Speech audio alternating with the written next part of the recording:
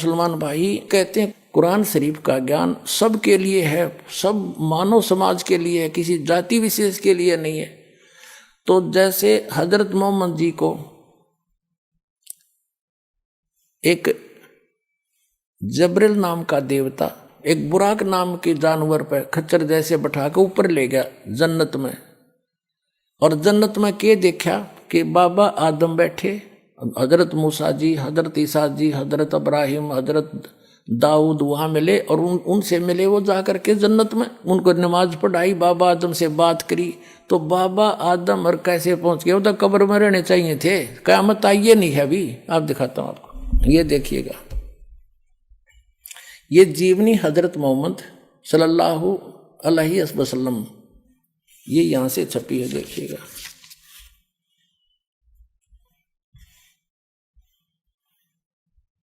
मोहम्मद इनायतुल्ला सुबहानी, अनुवादक नसीब गाजी फलाई, मकरजबी मकतबा इस्लामी पब्लिशर नई दिल्ली से। यहाँ देखिएगा, जीवनी हजरत मोहम्मद सल्लल्लाहु अलैहि वसल्लम हिंदी, इस्लामी साहित्य ट्रस्ट प्रकाशन नंबर 81, सर्वाधिकार प्रकाश का अधीन।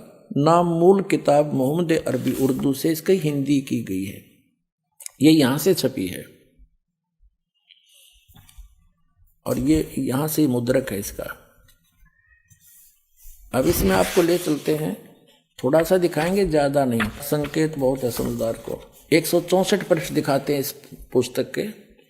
यहाँ लिखा है कि प्यारे नबी सल्लल्लाहु हजरत मोहम्मद अपने सच्चे साथियों के बीच बैठे, अल्लाह ने उनको जो बड़े बड़ी नेमत दी थी उनका जिक्र करने लगे और बैतुल मकदिस से आकाश पर जाने का हाल सुनाया। वहाँ कुदरत के जो जलवे देखे थे उनको भी बयान किया। आप सल्लल्लाहु ने फरमाया कि इस तरह हजरत जबरील अलैहि मुझे पहले आकाश पर ले गए। वहाँ इंसानों के बाप हजरत आदम अलैहि मिले। उनका हाल यह था कि जब दाईं ओर देखते तो खिल उठते और हंसने लगते, और बाईं ओर देखते तो मारे गम के आंसू भी भर लेते, क्योंकि दाईं ओर उनकी नेक औलाद के कर्म थे और बाईं ओर उसके बद के। हजरत आदम अलैहि ने आप सल्लल्लाहु यानी हजरत मोहम्मद को देखा तो बोले, तुम्हारा आना मुबारक है नेक नबी, है नेक बेटे। आप सल्लल्लाहु ने पूछा, जबरील यानी हजरत मोहम्मद ने जबरील देवता से पूछा, ये कौन है? तो उन्होंने जवाब दिया, जबरील ने बताया कि ये आदम अलैहि है, हजरत आदम है, इस सारे इंसानों का बाप। फिर जबरील अलैहि आपको दूसरे आकाश पर ले गए। अब देखो, एक तो इस तरह ये सिद्ध होगी कि जिस जन्नत में ये कुरान शरीफ के आधार से ये तो नमाज आदि पढ़कर जाना चाहते हैं उस जन्नत में, वहाँ गए हुए प्राणी कितने सुखी। बाबा आदम को ये सुप्रीम मानते अपना, और वो जन्नत में बैठा है, एक बार तो रो रहा है, एक बार हंस रहा है, क्योंकि अब देखो इनकी यह थ्योरी भी गलत सिद्ध होगी कि जब क़यामत आओगी, जब वह सारे पैदा किए जाएंगे, इतने इसका वहाँ रहेंगे। अब ये बाबा आदम की सारी संतान ऊपर जा रही, और ये हजरत ईसा, हजरत मूसा, हजरत इब्राहिम, दाऊद, और ये सारे ऊपर बैठे। अब दिखाते हैं आगे। तो कहने का भाव ये है कि तू वो उस जन्नत ने के चाटे, वहाँ भी दुखी हो आदम, कभी रो रहा है कभी हंस रहा है, क्या इसी को जन्नत कहते हैं? यह साधना गलत है। जहाँ ये जाते हैं वो ये काल का लोक है, ये पितर लोक है, और वहाँ एक तरफ पितर लोक है, एक तरफ स्वर्ग है, एक तरफ नरक है, वो बहुत बड़ा क्षेत्र है। तो ये पितर लोक में बैठे हैं सारे, तो वो खा के वो जन्नत, जहाँ वहाँ भी दुखी, सबका इनका हेड ऑफ द डिपार्टमेंट हजरत आदम वहाँ बैठा, कभी रो रहा है कभी हंस रहा है, इसी को जन्नत कहते हैं। कहते हैं वहाँ दुख नहीं, इस तो बड़ा दुख और क्या होगा, सुख का सांस नहीं वहाँ पर। अब ये जन्नत है, इसको जन्नत कहते हैं। देखो, प्यारे नबी सल्लल्लाहु अपने सच्चे साथियों के बीच बैठे थे, ये सारा बता दिया। उन्होंने फरमाया कि मुझे पहले आकाश पर ले गया, वहाँ इंसानों के बाप हजरत आदम अलैहि मिले। उनका ये हाल था कि जब दाईं ओर देखते तो खिल उठते, स्वर्ग की तरफ देखे तो अच्छी संतान को देखकर हंसने लग जाते, और बाईं ओर देखते तो मारे गम के आंसू भर लेते, क्योंकि दाईं ओर उनकी नेक औलाद के कर्म थे, बाईं ओर बद के निकम्मी के। हजरत आदम अल्लाह ने आप सल्लल्लाहु यानी हजरत मोहम्मद को देखा और बोले तुम्हारा आना मुबारक हो, नेक नबी नेक बेटे। अब जब आप सल्लल्लाहु ने पूछा जबरील यह कौन है, तो जबरील ने जवाब दिया, उन्होंने जवाब दिया कि ये आदम अलही है, सारे इंसानों का बाप। अलही आप सल्लल्लाहु को दूसरे आकाश पर ले गए, फिर तीसरे पर, फिर आगे बढ़ते गए। आप सल्लल्लाहु जिस नबी के पास से गुजरते ये मनमोहक शब्द कानों में गूंजते, तुम्हारा आना मुबारक है, नेक नबी है, नेक भाई। इस तरह आप सल्लल्लाहु सातवें आसमान पर पहुंच गए। वहाँ हजरत इब्राहिम अलही मिले और देखते ही बोले तुम्हारा आना मुबारक हो, है नेक नबी है, नेक बेटे। आप सल्लल्लाहु आगे बढ़े और आगे बढ़े और बढ़ते गए। रास्ते में सौंदर्य के रूप भी देखे, प्रकोप के दृश्य भी, हजारों फरिश्ते भी नजर आए। ये हजारों देवता भी हैं, उनके भी, मुसलमानों के भी देवता फरिश्ते माने देव और सजदे में पड़े हुए रब का गुणगान कर रहे थे।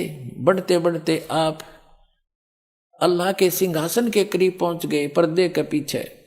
वहां आप सल्लल्लाहु पर और आप सल्लल्लाहु की उम्मत पर 50 नमाज दर्ज हुई। वापस आए तो हजरत मूसा अलही के पास से गुजर हुआ। कहा कि क्या फर्ज हुआ उम्मत पर? उन्होंने देखते ही पूछा। कहने का भाव यह है कि वो 50 नमाज दी, वो पर्दे के पीछे से बोलता ये काल है, कभी सामने नहीं आता किसी के। श्रीमद् भगवद गीता अध्याय नंबर 7 के श्लोक नंबर 24-25 में कहता कि अर्जुन मैं अपनी योग माया से छुपा रहता हूँ, मैं कभी किसी के समक्ष नहीं आता। ये मेरा घटिया अटल नियम है, अविनाशी नियम है। ये पर्दे से पीछे बोल रहा है और निराकार बताओ। फिर पर्दे की क्या जरूरत थी जब निराकार होता तो वो सामने क्यों नहीं आता? भगवान कोई चोर है क्या? वो भगवान तो यहाँ आता है, हमारे साथ साथ फिरते रहते थे। अल्लाहू अकबर, काशी माँ 120 वर्ष रह कर गए, वो हमारे सच्चे भगवान। ये तो गुप्त रहता है, अपने आत्मा आगे देखो। इसी पर हम चल रहे 165 पृष्ठ पे कि यहाँ देखो, कहते ये 5 नमाजें, लेकिन सबाब इनका 50 का ही है, मेरे फैसले बदला नहीं करते। 5 पर रोक दी नमाज, 50 के स्थान। ठीक है। पूरी रात बीत गई और आप सल्लल्लाहु के प्यारे साथी बैठे रहे। ये जो अपनी आत्म कथा जो ऊपर देखा वो बता रहे थे हजरत मोहम्मद जी, वो बैठ देख रहा। पूरी रात बीत गई और आप सल्लल्लाहु प्यारे साथियों बैठे रहे। आप सल्लल्लाहु ने आकाश पर जो दृश्य देखे थे, खुदा की कुदरत के, और जो जो जलवे नजर आए थे, उन्हें आप पूरी दिलचस्पी के साथ सुना रहे थे। साथी मजे ले लेकर सुन रहे थे। आपने जन्नत में जो कुछ देखा, या उनकी जन्नत है, आपने जो जन्नत में जो कुछ देखा वह भी बयान किया और नेक साथियों को खुशखबरी दी। जन्नत में यह नेमतें तुम्हारा इंतजार कर रही हैं। अब और दिखाते हैं 161 पृष्ठ पर देखो। इसी पुस्तक के 161 पृष्ठ पर जीवनी हजरत मोहम्मद के ये क्या कहते हैं कि प्यारे नबी सल्लल्लाहु, वो बता रहे हैं हजरत मोहम्मद जी, आज रात बुराक नामक एक जानवर आया, उस पर बैठकर मैंने बैतुल मकदस की सैर की। वहाँ पहुँचा तो नबियों की जमात आई, उनमें इब्राहिम अलैहिस्सलाम थे, मूसा और ईसा अलैहि भी थे। मैंने उन सबको नमाज पढ़ाई।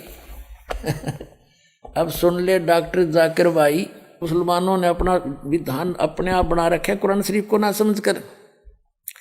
अब ये कहते हैं जब सारे कब्रों में दबा दो, दबाते रहो, और तो ये आवेगी 4 अरब 32 करोड़ वर्ष जब बीत जाएंगे, जब यह कयामत आवेगी, इतने तो वो उन कब्रों में फंसे रहेंगे, सड़ेंगे पड़े पड़े, एज पर योर रूल। बाकी ये गलत है तुम्हारा मानना। अगर ये नियम फाइनल होता, हजरत मोहम्मद जी को ये ऊपर ले गए हुए सारे नबियों की जमात वहाँ ऊपर देखा जन्नत में, उनको नमाज पढ़ाई, बाबा आदम मिले, बाबा आदम की सारी संतान वहाँ नरक में पड़ी, कुछ जन्नत में। ये सिद्धांत भी इनका गलत सिद्ध हुआ कि जो बाद में ही सब जीवित किए जाएंगे, ये गलत सिद्धांत है, भ्रमित है। वास्तविकता ये है कि जन्म मरण जो परमात्मा ने आकर बताया ऐसे ही होता है, लेकिन पूर्ण परमात्मा की सत भक्ति करने के उपरांत फिर ऐसे स्थान पर चले जाएंगे जो वहाँ नरक नहीं है, वहाँ जन्नत ही जन्नत है। वो सतलोक है, वहां भी मनुष्य जैसा शरीर होगा लेकिन दूसरा मटेरियल होगा।